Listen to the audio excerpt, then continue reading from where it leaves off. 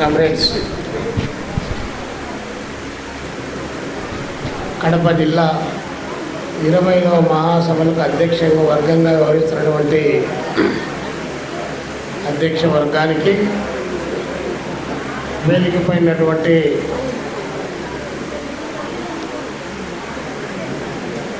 CPI జాతీయ సమితి సభ్యులు, రాష్ట్ర కార్యవర్గ సభ్యులు కామ్రేడ్ శివారెడ్డి గారు, AITC deputy general secretary comrade Venkata Subbaiah గారు, సిపిఐ జిల్లా కార్యవర్గ సభ్యులు, జిల్లా కార్యదర్శి కామ్రేడ్ చంద్ర గారు, మీ అందరికీ ఈ 20వ మహాసభల్లో పాల్గొన్నటువంటి ప్రతినిధులందరికీ కూడా భారత కమ్యూనిస్ట్ పార్టీ సిపిఐ రాష్ట్ర సమితి నుండి విప్లవ వందనాలు తెలియజేస్తూ ఉన్నాను. నిన్న చాలా అత్యంత ఉత్సాహపూరిత వాతావరణంలో జిల్లా నలుమూలల నుండి వందలాది మందిని గట్టిగా సమీకరణ చేసి చాలా బ్రహ్మాండమైనటువంటి ప్రదర్శన నిర్వహించడమే కాకుండా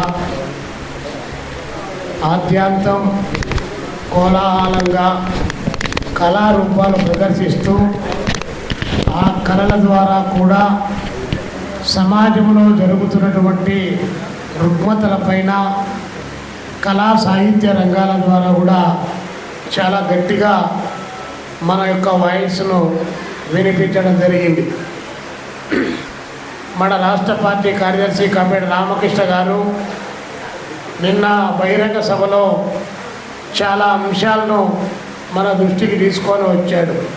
అదేవిధంగా పాలక వర్గాలు, కేంద్ర రాష్ట్ర ప్రభుత్వాలు అవలంబిస్తున్నటువంటి ప్రజా వ్యతిరేక విధానాలపైన మనం భవిష్యత్తులో సాగించాల్సినటువంటి పోరాటాలకు సంబంధించి ఆ పోరాటాల రూపకల్పనలో భాగంగానే మనము ప్రతి 3 సంవత్సరాలకు ఒక మారు ఢిల్లీ నుంచి గల్లీ వరకు శాఖ మొదలుకొని రాష్ట్ర దేశ స్థాయిలో అన్ని స్థాయిల్లో కూడా మహాసభలు నిర్వహించుకొని ఆ మహాసభల సందర్భంగా దేశంలో రాజకీయ పరంగా ఎలాంటి ఎత్తుగడలు వేసుకోవాలి, దేశ పరిస్థితులు ఏ విధంగా ఉన్నాయి, ఆ పరిస్థితుల్లో మన పార్టీగా మనం ఎలా వ్యవహరించాలి, రాష్ట్రంలో ఉన్నటువంటి రాజకీయ పరిస్థితులు ఏ విధంగా ఉన్నాయి, ఆ రాజకీయ పరిస్థితులకు అనుగుణంగా కేంద్ర రాష్ట్రాల్లో ఉన్నటువంటి రాజకీయాలను సమన్వయం చేసుకుంటూ ఎలా ముందుకు పోవాలి అనేటువంటి అంశం పై నుంచి కింది వరకు చర్చించుకొని ఒక రాజకీయ నివేదికను ఏర్పాటు చేసుకొని ఆ రాజకీయ నివేదిక పైన చివరిగా సెప్టెంబర్ 20వ తారీఖు నుంచి 25వ తారీఖు వరకు పంజాబ్ రాష్ట్రంలో చండీగఢ్లో జరిగేటువంటి జాతీయ మహాసభల్లో మనం ఫైనల్గా ఒక తీర్మానాన్ని ఆమోదించబోతూ ఉన్నాం. ఆ తీర్మానం ఆమోదానికంటే ముందు మనము ఇక్కడ అన్ని స్థాయిల్లో కూడా అలాంటి చర్చలు చేసి రేపు ఒంగోలులో ఆగస్టు 23, 24, 25 తారీఖుల్లో రాష్ట్ర మహాసభలు జరిపి ఆ మహాసభల్లో కూడా కేంద్రం ఇచ్చినటువంటి నివేదిక, మన రాష్ట్రంలో ఉన్నటువంటి రాజకీయ పరిస్థితులు, నిర్మాణ పరిస్థితులపైన చర్చించి ఒక సమగ్రమైనటువంటి అవగాహనకు రావడంతో పాటు మనం భవిష్యత్తులో నిర్వహించాల్సినటువంటి పోరాటాలను ఏ విధంగా ఉండాలనేటువంటి కార్యాచరణకు మన యొక్క రాష్ట్ర మహాసభలు కూడా సిద్ధమవుతూ ఉన్నాయి. ఆ నేపథ్యంలోనే ఈ జిల్లాలో కూడా అన్ని నియోజకవర్గాలు, 34 మండలాలు, 4 రెవెన్యూ డివిజన్లు, 6 మున్సిపాలిటీలు, 1 నగరపాలక సంస్థ, అన్ని ప్రాంతాల్లో మన పార్టీ శాఖలు ఎక్కడైతే ఉన్నాయో అక్కడంతా చిన్న పెద్ద సభలు నిర్వహించుకొని మనం ఈరోజు ఇక్కడ ఈ యొక్క మహాసభను 20వ మహాసభలు నిర్వహించుకుంటా ఉన్నాం. అంటే ఒక్కసారి మనందరం కూడా గమనించాల్సింది ఏంటంటే, ఎవరో ఎక్కడి నుంటో వచ్చి అపాయింట్మెంట్ చేసి చంద్రశేఖరు నువ్వు వస్తానన్నారు అవ్వమంటావా? ఎవరో ఎక్కడి నుంటో వచ్చి మనకు అపాయింట్మెంట్ చేసేటువంటి పద్ధతుల్లో కాకుండా చిన్న కమిటీ కానీ పెద్ద కమిటీ కానీ ఆ యొక్క కమిటీల్లో ఉన్నటువంటి సమస్యలు, ఆయా ప్రాంతాల్లో ఉన్నటువంటి సమస్యలు, దానితో పాటు మనం ఎదుర్కొన్నటువంటి సమస్యలపైన మనం అత్యంత చాలా బ్రహ్మాండంగా కింద నుంచి పై వరకు అన్ని రకాల అంశాలు చర్చించేటువంటి రాజకీయ పార్టీగా కమ్యూనిస్టు పార్టీ అంటే అది భారత కమ్యూనిస్టు పార్టీ సిపిఐ మాత్రమే ఈ విధమైనటువంటి కార్యాచరణకు శ్రీకారం చుడతారు. జీవితకాలపు అధ్యక్షులు కొన్ని పార్టీలు ప్రకటించుకుంటా ఉన్నాయి.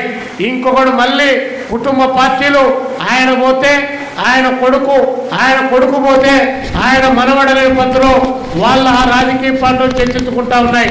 కానీ అలా కాకుండా 100 సంవత్సరాల కాలంగా భారతదేశంలో భారత కమ్యూనిస్టు పార్టీ సిపిఐ శాఖ మొదలుకొని ఢిల్లీ స్థాయి వరకు అత్యంత నిర్మాణాత్మక పద్ధతుల్లో మనం చర్చలు చేసుకొని అన్ని స్థాయిల్లో నూతన నాయకత్వాలు, ఉన్న నాయకత్వాల సంస్కరణ, ఆ సంస్కరణతో పాటు పార్టీ పునర్జీవనానికి ఉన్నటువంటి అవకాశాలు, నిర్మాణ విస్తరణకు ఉన్నటువంటి అవకాశాలపైన మనము ఈ యొక్క మహాసభలో చర్చించబోతా ఉన్నాం.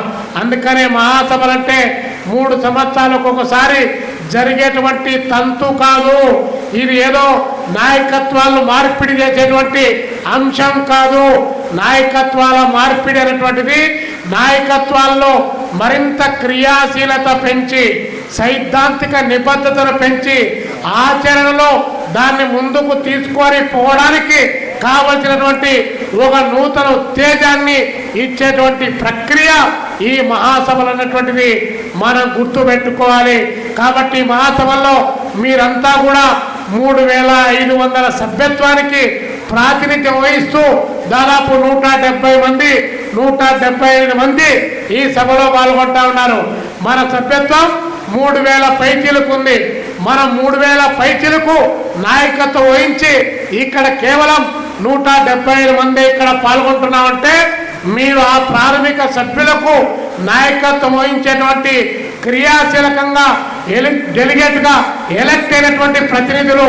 కాబట్టి మీ పైన అంత బాధ్యత ఉంది. మహాసభల్లో వచ్చాం, పాల్గొన్నాం, అయిపోయింది అనేటువంటిది కాదు. మిమ్మల్ని అందరినీ మీ కింద 3000 సభ్యత్వం ఉన్నటువంటి నాయకత్వం ఎంపిక చేసినటువంటిది. ఆ బాధ్యతను వారికి రానటువంటి అవకాశం మీకు వచ్చినటువంటి దాన్ని మరింత గుర్తు పెట్టుకోవడానికి ఇది ఒక అవకాశంగా మీరు తీసుకోవాలని చెప్పి ఈ సందర్భంగా చెప్తా ఉన్నాం. మరి అంతేకాకుండా మన మహాసభల్లో మనం దేశ రాజకీయాలు నరేంద్ర మోడీని, లేకపోతే చంద్రబాబు నాయుడు గారిని, పవన్ కళ్యాణ్ గారిని, దేశంలో వివిధ రాష్ట్రాల్లో ఉన్నటువంటి రాజకీయ పరిస్థితులు, ఆర్థిక పరిస్థితులు, సామాజిక పరిస్థితులు, సాంస్కృతిక పరిస్థితులు, అన్ని రకాల అంశాలపైన మనం చర్చిస్తూ ఉన్నాం. మరి ఆ చర్చించేటువంటి క్రమంలో ఈ యొక్క ఎజెండాలన్నీ ఇంప్లిమెంట్ చేసుకొని పోవాలంటే ఈ దేశంలో అపసవ్య విధానాలు అవలంబిస్తున్నటువంటి పాలక వర్గాలపైన పోరాటాలు చేయాలంటే ముందు మనం కూడా బాగుండాలి. మన పార్టీ కూడా బాగుండాలి. మన పార్టీని గురించి మనం ఎక్కువ చర్చ చేసుకోవాలి. మన పార్టీని నిర్మాణయుతంగా పెంచుకోవడానికి ఉన్నటువంటి అవకాశాల పైన మనం మరింత పెద్ద ఎత్తున శోధన చేయాలి. తద్వారా మన బలం పెరగాలి. మన బలం పెరగడం ద్వారానే ఈ దేశంలో ఉన్నటువంటి బూర్జువా రాజకీయ పార్టీలకు మన జవాబు చెప్పడానికి ఒక నూతన ప్రత్యామ్నాయ రాజకీయ విధానాన్ని ముందుకు తీసుకొని పోవడానికి అవకాశం కలుగుతుంది. కాబట్టి మన దాన్ని వదిలేసి మొత్తం వాడిట్ట ఈడిట్ట అంటే వాళ్ళందరి గురించి కూడా చర్చించాల్సిందే. కానీ మనం కూడా అన్ని స్థాయిల్లో మనం ఎక్కడ ఉన్నాం, ఎలా ఉన్నాం, మనకు 100 సంవత్సరాలైంది. రాశారు కదా మన బ్యానర్ ఎలిగి పక్క చాలా గొప్ప స్లోగన్ అక్కడ రాశారు, రుధిరం సాక్షిగా అని చెప్పి రక్తం సాక్షిగా రక్త తర్పణ చేసుకుంటూ నడిచేటువంటి దారుల్లో ఎన్ని రకాలైనటువంటి ఆటంకాలు ఎదురైనా, ఎన్ని అడ్డంకులు ఎదురైనా, ఎన్ని రాజకీయ ఉత్థాన పతనాలు మన పైన దాడి చేసినా కూడా ఎదురేగి మనం నిలబడి గట్టిగా పోరాటం చేస్తున్నామంటే మన యొక్క ఆరిజిన్, మనం నమ్మినటువంటి సిద్ధాంతం మార్క్సిజం, లెనినిజం, ఆ మార్క్సిజం లెనినిజం దోపిడీ రహిత సమాజాన్ని సృష్టిస్తుంది. దాన్ని పట్టుకొని మనం ఈరోజు ప్రయాణాన్ని కొనసాగిస్తా ఉన్నాం. కాబట్టి దోపిడీ లేనటువంటి సమాజం కావాలన్నా, ఆ దోపిడీకి వ్యతిరేకంగా మనం పోరాటం చేయాలన్నా, ఆ పోరాటం శాస్త్రబద్ధంగా నిలబడాలన్నా కూడా గాలికి పోయి ఏదో ఇంకొక దాంట్లోనో మరొకటో అలా వచ్చేటువంటి మనం గాలిలో మేడలు కట్టడానికి అవకాశం లేదు. సిద్ధాంత ప్రాతిపదికపైనే రాజకీయ నిబద్ధతతోనే మనం పని చేయడం ద్వారానే మనము సక్సెస్ కావడానికి అవకాశం ఉంది. ఆ అవకాశాన్ని వినియోగించుకోవడానికి ఈ దేశంలో ఉన్నటువంటి పాలక వర్గాలు చాలా పెద్ద ఎత్తున ప్రజా వ్యతిరేక విధానాలు అవలంబిస్తా ఉన్నాయి. కమ్యూనిస్టు పార్టీ ఈ దేశంలో 1925 డిసెంబర్ 26వ తారీఖు పుట్టింది. 100 సంవత్సరాలు రేపు డిసెంబర్ 26 వస్తే 100 సంవత్సరాలు పూర్తి చేసుకొని అవుతున్నటువంటి సందర్భం. కానీ దేశంలో ఒక కాంగ్రెస్ పార్టీకి, దాని తర్వాత కమ్యూనిస్టు పార్టీకి మాత్రమే 100 సంవత్సరాల చరిత్ర కలిగినటువంటి పార్టీ.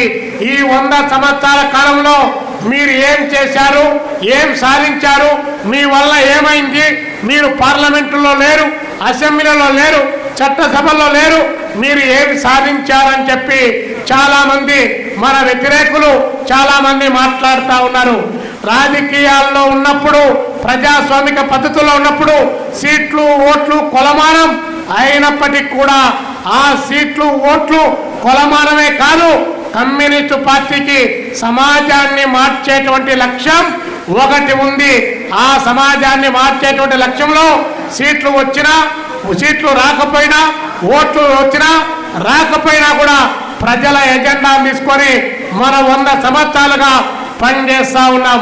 ఈరోజు ప్రశ్నించేటటువంటి వాడు వచ్చేదంటే, లేదా మాట్లాడడానికి ఒక అవకాశం కలిగిందన్నా, పేదరికాన్ని నిర్మూలించాలని చెప్పినా, లేకపోతే హరిజనుల పైన, గిరిజనుల పైన, దళిత బహుజన వర్గాల పైన దాడులు పెరిగాయన్నా, వాటికి వ్యతిరేకంగా నిలబడాలన్నా అలాంటి ప్రశ్న ఉత్పన్నమైనటువంటిది.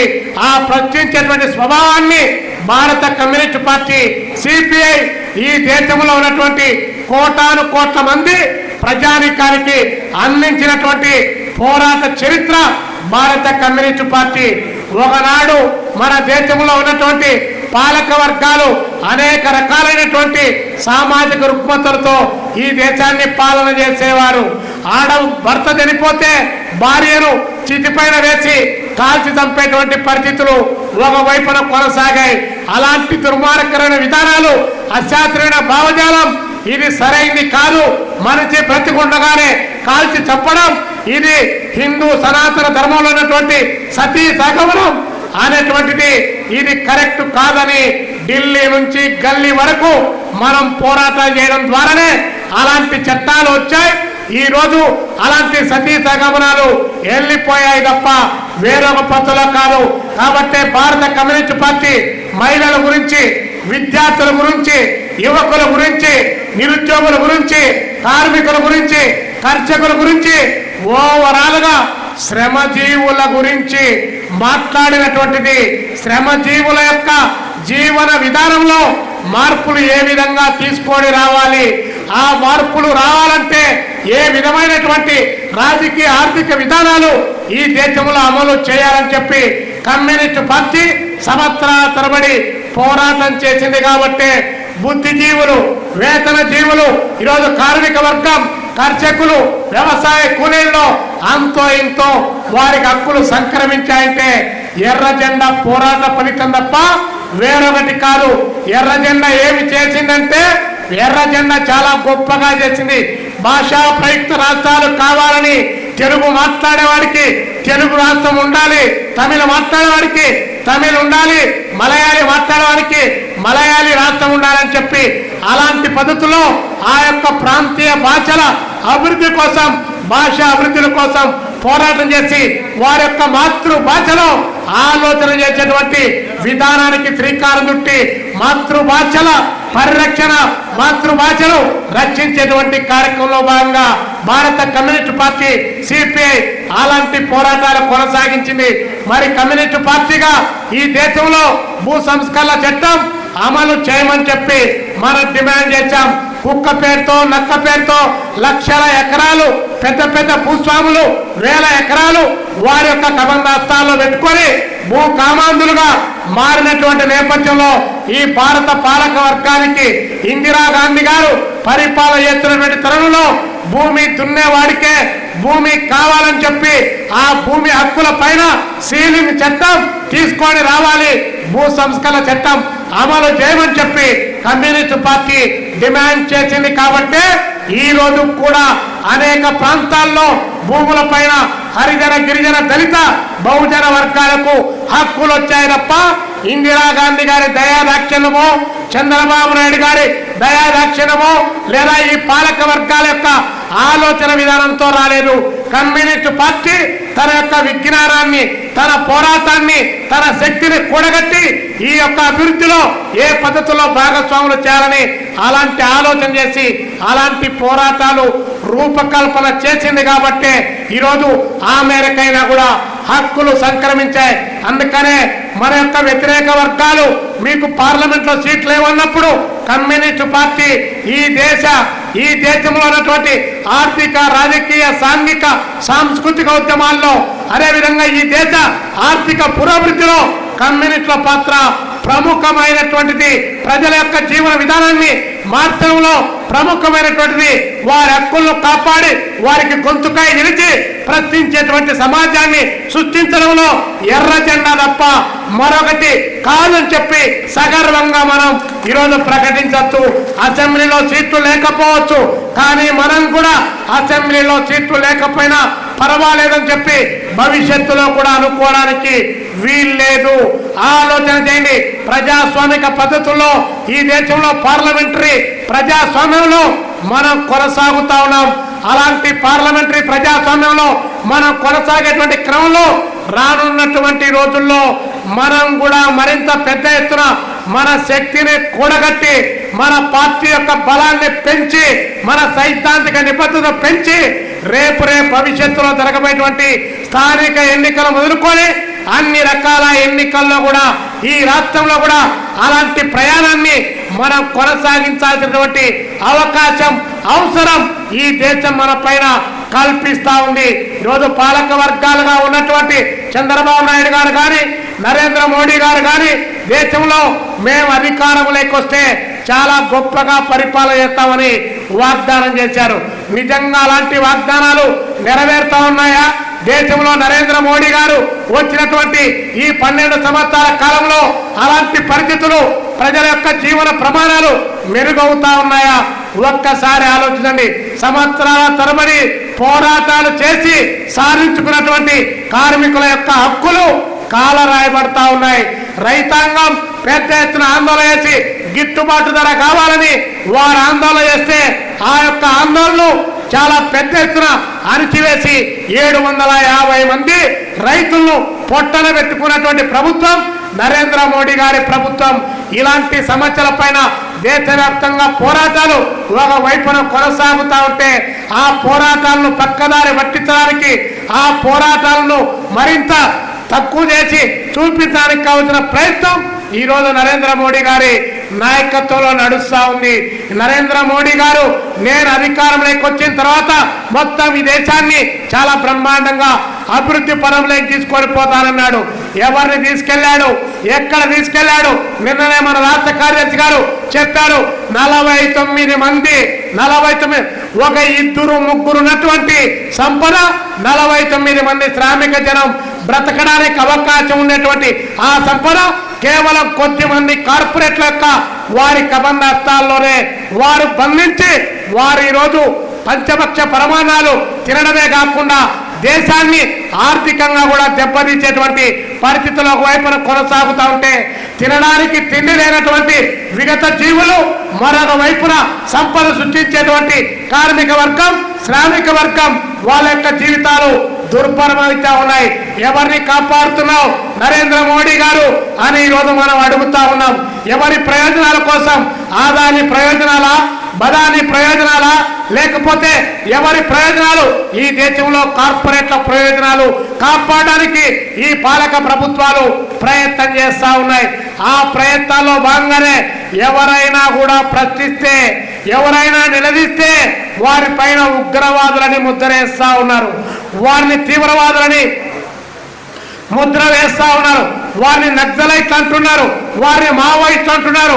వారు అర్బన్ నక్సలైట్ అని చెప్పి ముద్ర వేసి, పిచ్చి కుక్క అని చెప్పి ముద్ర వేసి వారిని వేటాడి వెంటాడి కాల్చి చంపడానికి ఈ దేశ పాలక వర్గం ప్రయత్నం చేస్తా ఉంది. ఆ ప్రయత్నంలో భాగంగానే ఆపరేషన్ కగార్ అనేటువంటి పేరును ఈ యొక్క భారత ప్రధానమంత్రి అదేవిధంగా హోమ్ మినిస్టర్ అమిత్ షా గారు ఈరోజు ప్రకటించినటువంటి అంశం మనం గమనిస్తా ఉన్నాం. 16 మాసాలుగా, ఒకటి కాదు రెండు కాదు, 16 మాసాలుగా ఛత్తీస్గఢ్ లో ఉన్నటువంటి కర్రే గుట్టల్లో పెద్ద పోరాటం జరుగుతూ ఉంది. అక్కడ ఆదివాసీలు, గిరిజనులు, వనవాసీలు ఆ యొక్క అటవీ సంపదను ఆధారం చేసుకొని వాళ్ళు బ్రతుకుతా ఉంటే ఆ అడవుల్లో నుంచి వారిని ఖాళీ చేయించి ఆదానికి, గౌతమ్ ఆదానికి, బదాని లాంటి వాళ్లకు ఆ అటవీ సంపద, ఖనిజ సంపదలు కట్టబెట్టడానికి, అక్కడి నుండి వారిని అడవుల్లోంచి ఎల్లగొట్టడానికి ఆపరేషన్ కగారు పెట్టి ఆ కగారు పేరుతో పెద్ద పెద్ద కమ్యూనిస్టు నేతలను కాల్చి చంపి ఆ ముసుగులో గిరిజనులు కూడా కాల్చి చంపుతా ఉన్నారు.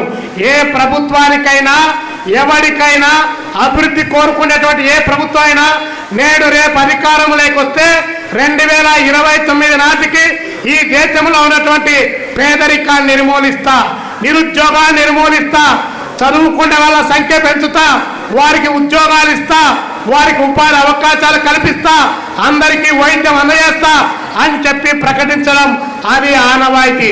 కానీ నరేంద్ర మోడీ గారు, అమిత్ షా గారు ఏం చెప్తా ఉన్నారు? 2026 మార్చి నాటికి ఈ దేశంలో ఉన్నటువంటి మావోయిస్టుల పేరుతో ఉన్నటువంటి, అర్బన్ నక్సలైట్ల పేరుతో ఉన్నటువంటి వారందరినీ కూడా కాల్చి చంపేస్తానని చెప్పి ఒక్కడు కూడా కమ్యూనిస్టు ఆలోచనతో ఉండడానికి అవకాశమే లేదు, వారిని ఖాళీ చేయిస్తా అని చెప్పి ప్రకటిస్తా ఉన్నాడు. అడుగుతా ఉన్నా కమ్యూనిస్టు పార్టీ 25వ జిల్లా మహాసభల వేదిక పై నుంచి అడుగుతా ఉన్నాం, నువ్వు పీకేస్తే అది మొక్కే కదా అని చెప్పారో సినిమా డైలాగులో ఉన్నట్టు నువ్వు దాన్ని పీకేయడానికి ప్రయత్నం చేయడానికి అది మొక్క కాదురా బాబు. అది ఆర్థిక, రాజకీయ, సాంఘిక, సాంస్కృతిక పరిస్థితుల పైన జరుగుతున్నటువంటి అన్యాయాల పైన పుట్టినటువంటి సిద్ధాంతం తప్ప అది వ్యక్తుల సమూహం కాదు. వ్యవస్థ యొక్క ప్రక్షాళన కోసం పుట్టినటువంటి ఆ ఎజెండా. దాన్ని పీకడం నీ తరం కాదు కదా, నీ అబ్బతరం కూడా కాదు అమిత్ షా, నరేంద్ర మోడీ అని చెప్పి మనం హెచ్చరిక చేయాల్సినటువంటి అవసరం ఉంది. ఈ రోజు మావోయిస్టులు, రేపు సిపిఐ, ఎల్లుండి సిపిఎం, ఆ తర్వాత హ్యూమనిస్టులు, ఆ తర్వాత అంబేద్కరిస్టులు, మొత్తం 1 by 1 వాళ్ళందరినీ సంస్కరించి, వాళ్ళందరినీ సంవరించి ఆ ప్లేస్ లో వాడొచ్చేసి ఉన్మాద ధర్మాన్ని, మనం హిందూ మతానికి వ్యతిరేకమా? మనం హిందువులం కాదా? మనం ఏమన్నా యూదులమా? మనం ఏమన్నా ఇంకొక మతమా? ఈ దేశంలో మెజారిటీ మాట్లాడేట్టు వాళ్ళందరూ కూడా హిందువులే కదా. ఆ హిందువులు మాట్లాడితే హిందూ మతానికి వ్యతిరేకం అని చెప్పి మేము కమ్యూనిస్టులుగా ఏ మతానికి వ్యతిరేకం కాదు, ఏ మతానికి అనుకూలం కాదు. ఏ మతంలో తప్పు జరిగినా ఆ మతాన్ని ఏలెత్తి చూపుతాం. ఆ మత ఉన్మాదం దేశానికి, దేశ అభివృద్ధికి, దేశ సమైక్యత, సమగ్రతలకు ముప్పు కలుగుతుంది. అది వద్దనే కమ్యూనిస్టు పార్టీ చెబుతుంది. కానీ ఉన్మాద సిద్ధాంతాన్ని నువ్వు ఆసరాగా చేసుకొని మెజారిటీ ప్రజల ఓట్లు కొల్లగొట్టుకోవడానికి నువ్వు ఉన్మాదాన్ని రేకెత్తిస్తా ఉన్నావు. కారణం ఇది కాదా? మరి ఇక్కడ ఉన్నటువంటి 85% హిందువులు ఉంటే మరి ఆ హిందువుల పైన వేసేటువంటి జిఎస్టీ కానీ, సిజిఎస్టీ కానీ, పెట్రోల్ ఛార్జీలు కానీ, డీజిల్ ఛార్జీలు కానీ, నిత్యావసర ధరలు కానీ, ఇతరేతర ఉద్యోగాల్లో కానీ, ఉపాధి అవకాశాల్లో కానీ వాళ్లకు సపరేట్గా ఏమైనా ఇచ్చావా? అలాంటి విధానాలు తీసుకొని వచ్చావా? ఆ 85% ఉన్నటువంటి ఆ హిందువుల పైన నువ్వు వేసే పన్నులు లక్షల కోట్ల రూపాయలు పన్నులు వేస్తే ఆ పన్నులు బడ్జెట్ అయిపోతే ఆ బడ్జెట్ వచ్చిన డబ్బులు ఈ రోజున్నటువంటి ఎవడైతే సోకాళ్ళు ఆదాని గాడు, రిలయన్స్ వాడు, లేకపోతే ఇలాంటి మల్టీనేషనల్ కంపెనీలు, ఈ దేశంలో ఉన్నటువంటి కార్పొరేట్ కంపెనీలు బ్యాంకుల దగ్గర నుంచి డబ్బులు తీసుకొని 11 లక్షల కోట్లు, 12 లక్షల కోట్లు, 8,000 కోట్లు, 9,000 కోట్లు, 13,000 కోట్లు డబ్బులు తీసుకొని ఆ డబ్బులన్నీ బ్యాంకుల దగ్గర ఎగరగొట్టి వాడు విదేశాలకు పారిపోతే వాడు ఏమైనా ఈ దేశంలో ఉన్నటువంటి వాడు ఎవరిని ఆసరా చేసుకొని ఈ దేశం నుంచి పారిపోతా ఉన్నాడు? ఒక్కసారి ఆలోచించండి. పోనీ అలాంటి వాళ్ళు ఎవరైనా ఈ 11-12 సంవత్సరాల కాలంలో ఆదాని, బదాని లాంటి వాళ్ళు, లలిత్ మోడీ, సౌరవ్ మోడీ, నీరవ్ మోడీ ఇలాంటి వాళ్ళు ఎవరినైనా కూడా ఈ మోడీ కేడీ గల బ్యాచ్ని ఒక్కరినైనా పట్టుకొని వచ్చారా? శిక్షించారా? శిక్షించకపోగా ఇక్కడ సంపద సృష్టించేటువంటి స్కీమ్ వర్కర్లు కానీ, సంపద సృష్టించే కార్మిక వర్గం కానీ, సంపద సృష్టించే పేద వర్గాలు కానీ, ఆరుగాలం కష్టపడి పనిచేసే రైతన్నలకు కానీ ఏ ఒక్కరికి రాయితీలు ఇవ్వకపోగా ఈరోజు అలాంటి కార్పొరేట్ కంపెనీలకు 16 లక్షల కోట్ల రూపాయలు నిరర్ధక ఆస్తులుగా ప్రకటించి బ్యాంకుల నుంచి మేము వసూలు చేయమన్నారు. మరీ తెలుగు భాషలో, అమ్మ భాషలో చెప్పాలంటే మేము వాళ్ళ నెత్తి మీద ఉన్నటువంటి ఎంట్రుకను కూడా మేము పీకలేకపోతున్నాం, మేమేమి చేయలేం, అందుకే రద్దు చేస్తున్నామని చెప్పి వారికి ఊడిగం చేస్తా ఉన్నావు. అందుకే చెప్తా ఉంది కమ్యూనిస్ట్ పార్టీ, 2 గుజరాతీలు అమ్ముతా ఉన్నారు, 2 గుజరాతీలు కొనుగోలు చేస్తా ఉన్నారు. ఆ కొనుగోలుకు, ఈ అమ్మడాలకు వ్యతిరేకంగా మేము ఫైట్ చేస్తే మమ్మల్ని ఉగ్రవాదులు అంటున్నావు. మేం కాదు ఉగ్రవాదులం, ఆర్థిక నేరస్తులే అసలైనటువంటి ఉగ్రవాదులు, ఈ దేశానికి ద్రోహులు. అలాంటి వాళ్లకు కొమ్ము కాచే మీ భారతీయ జనతా పార్టీ, మీ నరేంద్ర మోడీ, మీ అమిత్ షా వాళ్ళకి ఏజెంట్లుగా మారిపోయి సంపద సృష్టించేటువంటి కోటాను కోట్ల మంది పేద ప్రజలను ఆకలికి అలమటించే పద్ధతిలో తయారు చేస్తా ఉంది మీ పాలక వర్గం అని. అందుకే అలాంటి రాజకీయ వ్యవస్థ కొనసాగుతుంది. అలాంటి వాటికి వ్యతిరేకంగా ఒక వైపున గల విప్పుతా ఉంటే వీటి నుంచి డైవర్ట్ చేయడానికి దేశంలో ఆంతరంగికంగా విచ్ఛిన్నకర పరిస్థితులు క్రియేట్ చేస్తా ఉన్నారు. మీరందరూ గమనించారు. 79 ఇంచీల ఛాతీ మన ప్రధానమంత్రి గారికి. ఆయన ఎక్కే విమానం తప్ప దిగే విమానం ఏమీ గుర్తుండదు మన గజనీ గారికి. కానీ ఆయన మణిపూర్లో నాగాల మధ్య, కుకీల మధ్య గలాట జరిగి జాతి తెగల సమస్య అక్కడ వస్తే వారి మధ్య విచ్ఛిన్నతని క్రియేట్ చేసి ఆ అధికారాన్ని హస్తగతం చేసుకోవడానికి 2 వైరి వర్గాల మధ్య పెడితే ఆడవారిని బట్టలు ఇప్పించి నడి బజార్లో పరిగెత్తిస్తే జాతీయ పతాకాన్ని కప్పుకొని మానం కాపాడుకుంటే 79 ఇంచీల ఛాతీ ఉన్నటువంటి నరేంద్ర మోడీ ఇన్ని సంవత్సరాల కాలంగా మణిపూర్లో ఏమి జరుగుతుందని ఒక్కసారైనా ప్రశ్నించావా? ఒక్క మాట అయినా మాట్లాడావా? ఒక్క మాట కూడా మాట్లాడలేదు. మళ్ళీ బేటీ బచావో బేటీ పడావో అంటాడు. బేటీ బచగాయితో మేము అడుగుతా ఉన్నాం. కాబట్టి ఇలాంటి దెబ్బగాగు నినాదాలు కాదు కావాల్సింది. మహిళలకు రక్షణ ఉందా? పేద వర్గాలకు రక్షణ ఉందా? 8 సంవత్సరాల ఆసిపాలు వారం రోజుల పాటు గుళ్ళో పెట్టి రేపు చేస్తే ఆ రేపు చేసిన దుర్మార్గులకు అనుగుణంగా 50,000 మంది ఉన్మాదాలు సైనికులు, ఆ సైనికులు అంటే భారతీయ సైనికులు కాదు, ఆర్ఎస్ఎస్ సైనికులు, కరసేవకులు 50,000 మంది ఉన్మాదులకు మద్దతుగా ర్యాలీ చేస్తా ఉన్నారు. అంటే ఈ దేశం యొక్క విధ్వంస పతాక, విద్వేష పతాక ఏ స్థాయిలోకి తీసుకొని పోతున్నాడో నరేంద్ర మోడీ గారు ఆలోచన చేయండి. నరేంద్ర మోడీ అనేటువంటి ఆర్ఎస్ఎస్ పిచ్చి మొక్క మళ్ళీ ఇంకొకసారి అధికారంలోకి వచ్చిన ఆ భావజాలంతో ఈ దేశంలో మళ్ళీ ఇంకొక మారు అధికారంలోకి వచ్చిన ఈ దేశం ఇలా నడవదు. ఇప్పటికే అనేక మంది మధ్య సమస్యలు వచ్చాయి. ముస్లింలను రెచ్చగొట్టి ముస్లింలకు హిందువుల మధ్య తగార, హిందువులకు క్రిస్టియన్ల మధ్య తగార పెట్టి జాతుల మధ్య వైరాన్ని సృష్టించి తన యొక్క కుర్చీని కాపాడుకోవడానికి ప్రయత్నం చేస్తున్నటువంటి తరుణంలో మనము ఈ దేశంలో కులాలకు వ్యతిరేకంగా, మతాలకు వ్యతిరేకంగా, ఉన్మాద ఉద్యమాలకు వ్యతిరేకంగా లౌకికవాదాన్ని పరిరక్షించుకుంటూ భిన్నత్వంలో ఏకత్వంలాగా జీవించే విభజించేటువంటి ప్రక్రియకు కమ్యూనిస్టు పార్టీ ఈ దేశంలో పిలుపునిస్తా ఉంది. ఇదేనా కమ్యూనిస్టులు చేస్తున్నటువంటి దేశ ద్రోహం అని చెప్పి ఈరోజు మనం ప్రజల్లోకి తీసుకొని పోవాలి. మనం కొట్లాడుకోమని చెప్తున్నామా? చంపుకోమని చెప్తున్నామా?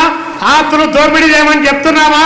లేకపోతే గనులు వనరులు అన్ని రకాల కొల్లగొట్టుకొని కార్పొరేట్లకి ఏమని చెప్తున్నామా? బాగా బ్రతుకుదాంరా, బ్రతకడానికి అవకాశం ఇవ్వండి, అందరూ కలిసి మెలిసి జీవించేటువంటి ఈ యొక్క భారతదేశంలో అలాంటి అవకాశం లేకుండా చేయడం ఇది అన్యాయం అని చెప్పి కమ్యూనిస్టు పార్టీ ఈరోజు అలాంటి పోరాటాలకు శ్రీకారం చుట్టినటువంటి నేపథ్యంలోనే రానున్నటువంటి రోజుల్లో కూడా మన పార్టీని మరింత స్ట్రెంథెన్ చేసుకుంటూనే మనము రేపు భవిష్యత్తులో ఇప్పటికే ఆల్రెడీ భారతదేశంలో ఒక 2 రకాల రాజకీయాలు నడుస్తా ఉన్నాయి. ఒకటి ఇండియా బ్లాక్, కాంగ్రెస్ పార్టీ కమ్యూనిస్టుల నేతృత్వంలో ఇండియా బ్లాక్ ఒకటి నడుస్తా ఉంది. ఇంకొకటి నరేంద్ర మోడీ, చంద్రబాబు నాయుడు, పవన్ కళ్యాణ్ లాంటి వాళ్ళ యొక్క నేతృత్వంలో ఎన్డీఏ కూటమి ఒకటి నడుస్తా ఉంది.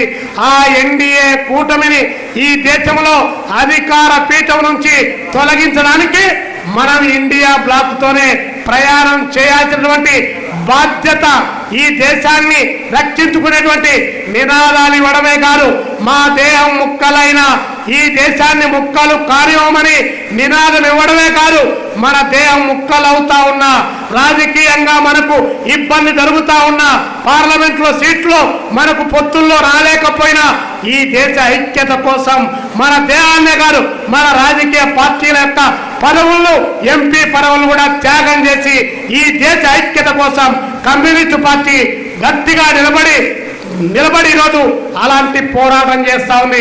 అందుకనే రానున్న రోజుల్లో మనం ఇండియా బ్లాక్ను మరింత స్ట్రెంథెన్ చేయాలి, దాన్ని బలపరచాలి. ఆ బలపరిచేటువంటి క్రమంలో మనం కూడా బలపడాలి.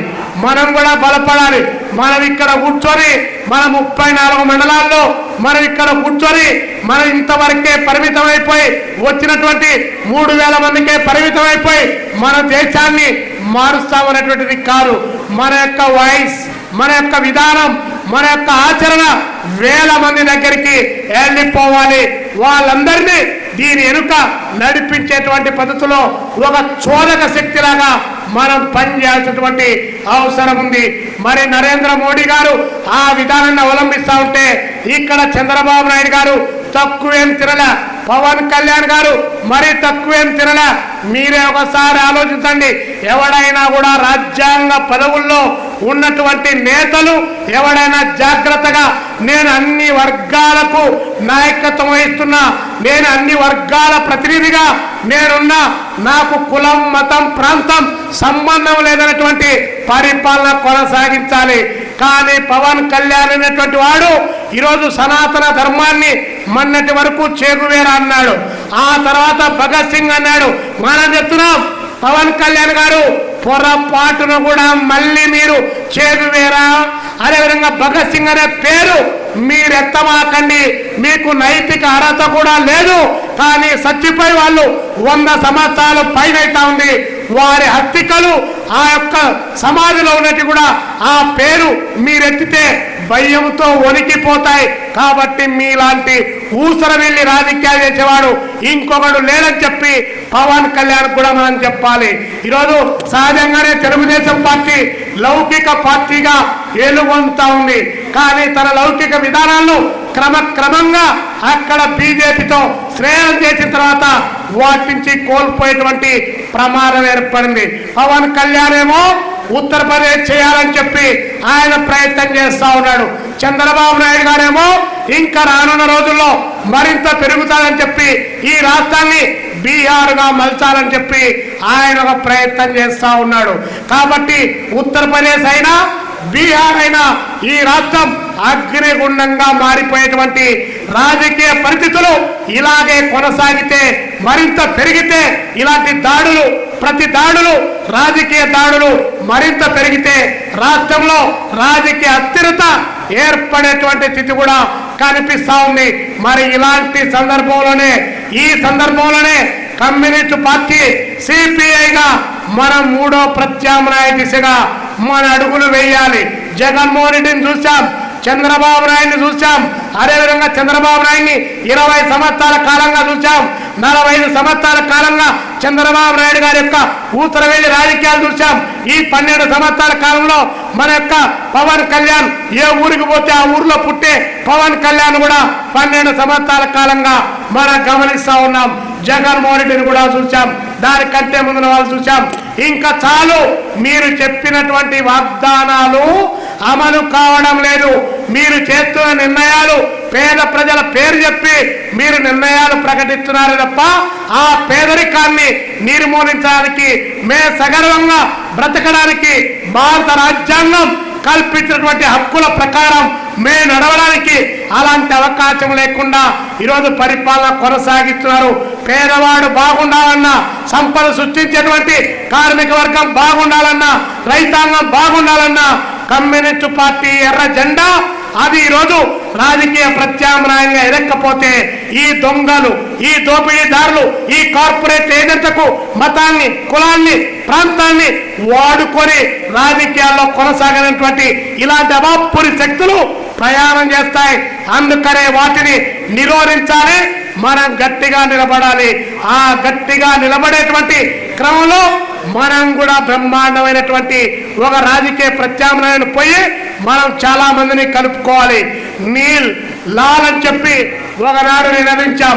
అంబేద్కరిస్టులు, హ్యూమనిస్టులు, కమ్యూనిస్టులు, మావోయిస్టులు, అదేవిధంగా ఇలాంటి మానవతావాదులు వారందరినీ కూడా ఒక తాటిపైకి తీసుకొని రావాలి. ఈ దేశం బాగుండాలని, ఈ యొక్క అస్తిత్వంలో ఉన్నటువంటి ఈ కులం బాగుండాలని భావించేటువంటి అన్ని శక్తులను కూడా మనం ఐక్యం చేయాలి. ఊరిక రాజకీయ ప్రత్యామ్నాయం రాదు సుమా. ఆ రాజకీయ ప్రత్యామ్నాయం రావాలంటే ఇలాంటి శక్తులన్నీ కూడా నేడున్నటువంటి రాజకీయాల్లో ఇవన్నీ కూడా భ్రష్టు పట్టిపోయాయి అని చెప్పి భావించే ప్రతి మెదడును మన యొక్క విధానం తాకేటువంటి పద్ధతిలో మన కార్యాచరణ ఉండాలి. ఆ కార్యాచరణలో భాగంగా ఈ జిల్లాలో ఉన్నటువంటి మనమందరం కూడా ఈ పార్టీని మరింత విస్తరణ దిశగా తీసుకొని పోవాలి. ఈ జిల్లాలో దాదాపు 22 లక్షలు 23 లక్షల జనాభా ఉంది, 32 మండలాలు ఉన్నాయి.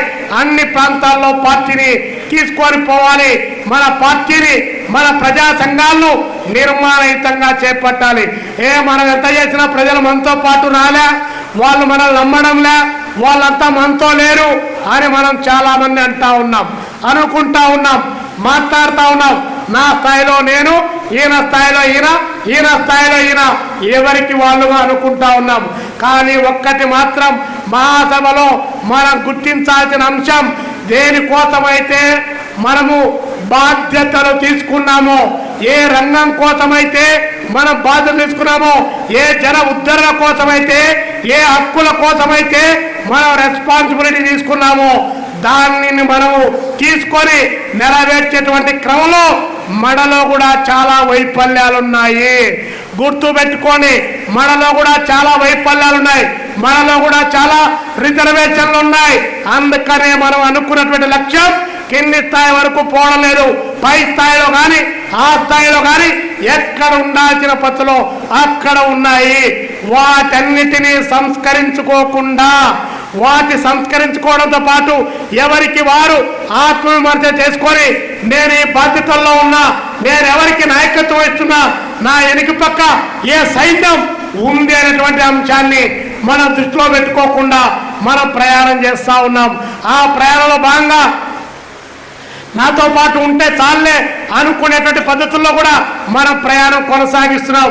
కానీ నీతో నాతో కాదు ఉండడం, నువ్వు నేను నమ్మినటువంటి మన మూల సిద్ధాంతం ఏదైతే ఉందో ఆ సిద్ధాంత ప్రాతిపదికపైనే, ఆ నిబద్ధత పైనే అతను నిలబడినప్పుడు, ఆ సంఘం నిలబడినప్పుడు ఎన్ని రకాల గాలి వచ్చినా, తుఫాన్లు వచ్చినా, ఎన్ని రకాల అవాంతరాలు వచ్చినా ఎత్తిన జెండా దించబోయి మర్ర పిరంగులు మోగినా, బాంబుల వర్షం కురిచినా, మర్ర పిరంగులు మోగినా ఎత్తిన జెండా దించబోయని చెప్పి పాట పాడమే కాదు, ఆ జెండాను తుదకంటూ మోసుకొని పోవాలి. మోసుకొని పోయారు కాబట్టి 100 సంవత్సరాల కాలంగా ఈ భారతదేశంలో 1, 2, 3, 4 వందల వేల సంఖ్యలో, లక్షల సంఖ్యలో కమ్యూనిస్టుల రక్త తర్పణ చేశారు. కాబట్టి ఈ దేశంలో ఉన్నటువంటి కోటాను కోట్ల మంది ప్రజలకు ఈ మేరకైనా ప్రశ్నించేటువంటి స్వభావాన్ని ఎర్ర జెండా ఇచ్చింది తప్ప వేరొకటి ఇయ్యలేదు.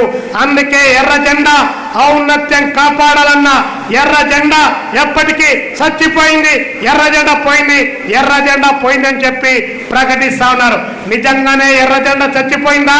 మొన్న జరిగినటువంటి గతంలో జరిగిన ఎన్నికల్లో శ్రీలంకలో 3% ఓట్లు వచ్చి శ్రీలంకలో ఉన్నటువంటి కమ్యూనిస్ట్ పార్టీ అయిపోయింది అని ప్రకటించారు. కానీ నిన్న జరిగిన ఎన్నికల్లో 59%తో దేశాధ్యక్షుడే కమ్యూనిస్ట్ పార్టీకి అయ్యాడు.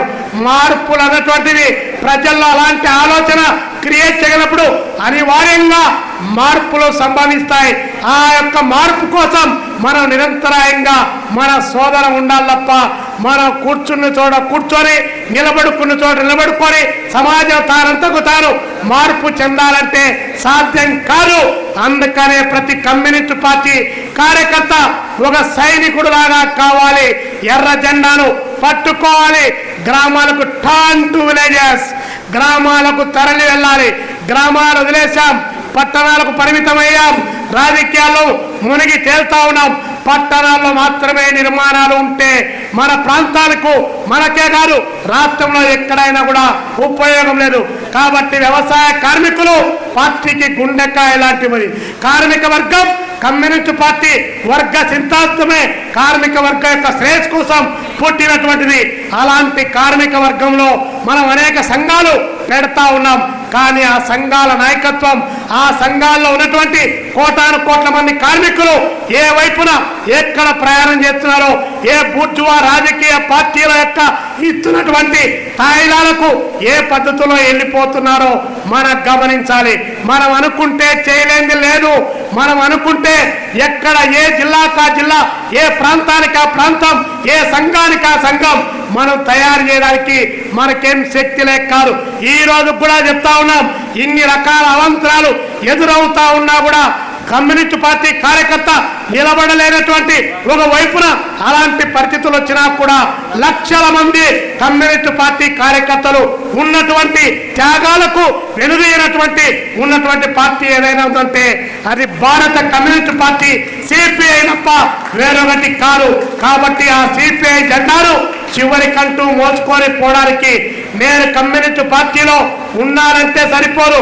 నువ్వు కమ్యూనిస్టుగా ఉన్న సందర్భంలో ఆ కమ్యూనిస్ట్ ఆలోచనలు ఎన్ని వందల మెదళ్లకు నువ్వు పంపిణీ చేయగలిగావు, ఎన్ని వందల మెదళ్లను నువ్వు ఆలోచింపజేయగలిగావు అనేటువంటి పద్ధతుల్లో నీ ప్రయాణం కొనసాగకుండా నేనున్నా, నేను వచ్చా, నేను పోయ్యా అంటే నాను నేను సీను అంటే సరిపోదు.